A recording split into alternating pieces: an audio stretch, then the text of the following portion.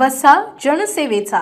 तालुक्यातील मौजे पिंपळगाव सराई येथील सैलानी बाबा दर्गा परिसरात साजरा होणाऱ्या सैलानी बाबा यात्रा महोत्सवाच्या तयारीला गती आली आहे। या यात्रेच्या पूर्वतयारीच्या अनुषंगाने जिल्हाधिकारी डॉक्टर किरण पाटील यांच्या अध्यक्षतेखाली समन्वय समितीची आढावा बैठक त्यांच्या कार्यालयात मंगळवारी घेण्यात आली। बैठकीत जिल्हा परिषदेचे मुख्य कार्यकारी अधिकारी गुलाबराव खरात, पोलीस अधीक्षक निलेश तांबे तसेच विविध विभागांचे अधिकारी उपस्थित होते। सैलानी बाबा यात्रा महोत्सव 25 फेब्रुवारी ते 12 मार्च 2026 या कालावधीत होणार आहे। यात्रेदरम्यान विविध धार्मिक व सांस्कृतिक कार्यक्रमाचे आयोजन करण्यात आले आहे।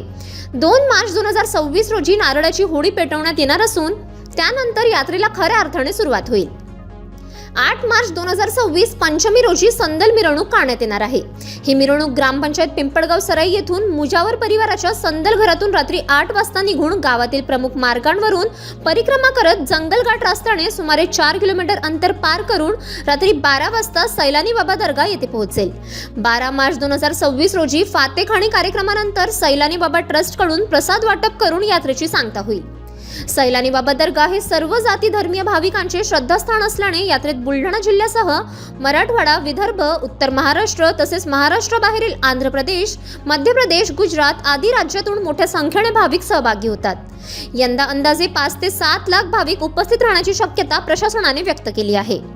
यात्रा व्यवस्थापनासाठी महसूल विभाग, पोलीस यंत्रणा, जिल्हा परिषद, पंचायत समिती, आरोग्य विभाग, परिवहन विभाग, विद्युत वितरण कंपनी, सैलानी बाबा दर्गा ट्रस्ट, मुजावर, ग्रामपंचायत पिंपळगाव सराई व घाटनांद्रा, सार्वजनिक बांधकाम विभाग, नगर परिषद बुलढाणा चिखली, पशुसंवर्धन विभाग, अन्न व औषधी प्रशासन आदी विभागांच्या तयारीचा जिल्हाधिकाऱ्यांनी सविस्तर आढावा घेतला।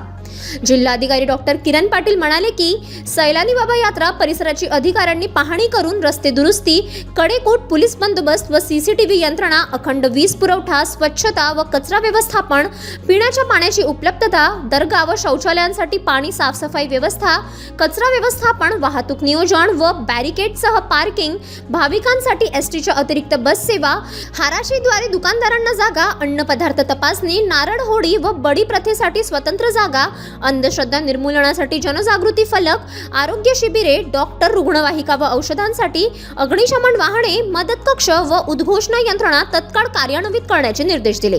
यात्रा शांततामय, सुरक्षित व सुव्यवस्थित पार पडावी यासाठी सर्व यंत्रणांनी समन्वयाने काम करण्याचे आवाहनही जिल्हाधिकाऱ्यांनी केले। City news.